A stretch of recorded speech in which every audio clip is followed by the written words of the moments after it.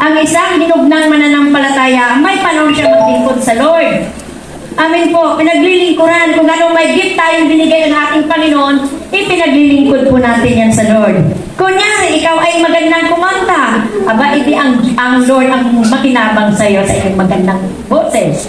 Kung ikaw ay maganda kang magbenta, di ang Diyos ang dapat makinabang ng iyong talento.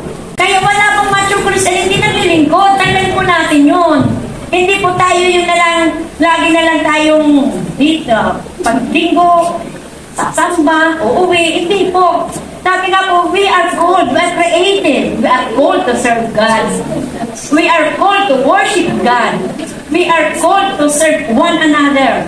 So yun po yun yung ating Kaya kapag hindi pa tayo hinog mananampalataya, ay hindi mo alam kung paano ba maglingkod sa ating Panginoon.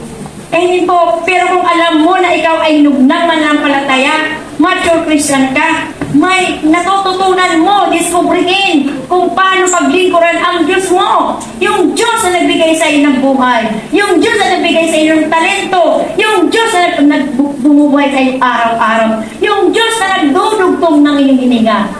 Yun ang dapat natin paglingkuran. Amen. Alam niyo po, ang pinaka-close na kakompetensya ng Diyos ang ating mga sarili.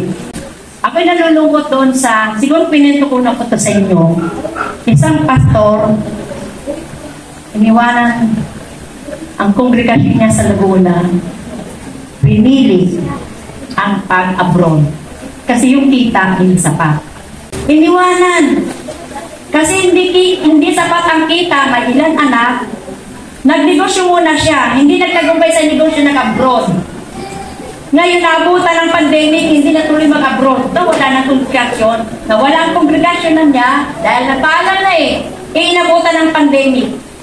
Kung mayroon tayong iiwanan, iwanan mo ng lahat. Huwag mong iwanan ang nagbibigay sa iyo ng buhay. Amen.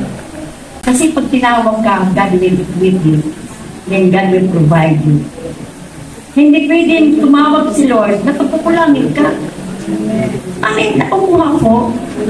Hindi ka pwedeng tawagin ng Lord sa paglilingkod niya sa kanyang ubasan, nagpuputulin ka niya. Magmumukhang pulubi, wala kang kakainin, kulang ka sa lahat ng bagay. Hindi ganun si Lord na amo. Ang ating Diyos ay napakagalanting amo. Magmula pa lang sa umaga hanggang sa pagtulog mo, panay na ang balot sa iyo ng pagpapala. Amen. Kaya wala pong mature Christian, hindi mo paglilingkuran si Lord. Hindi po.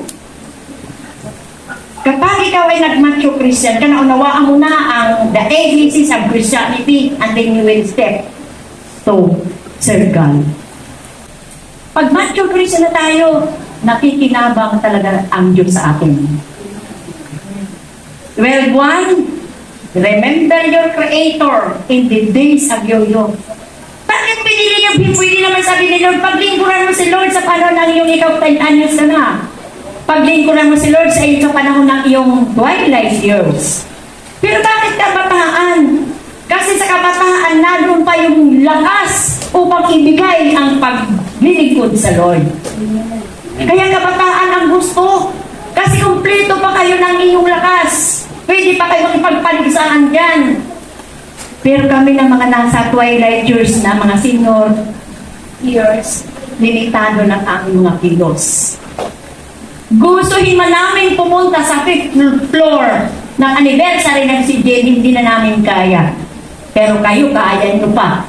Kaya ang gusto ng Lord, habang malakas pa, kumplito na wala ka pang Alzheimer's disease, wala ka pang dementia disease, serve God in your lifetime. Amen.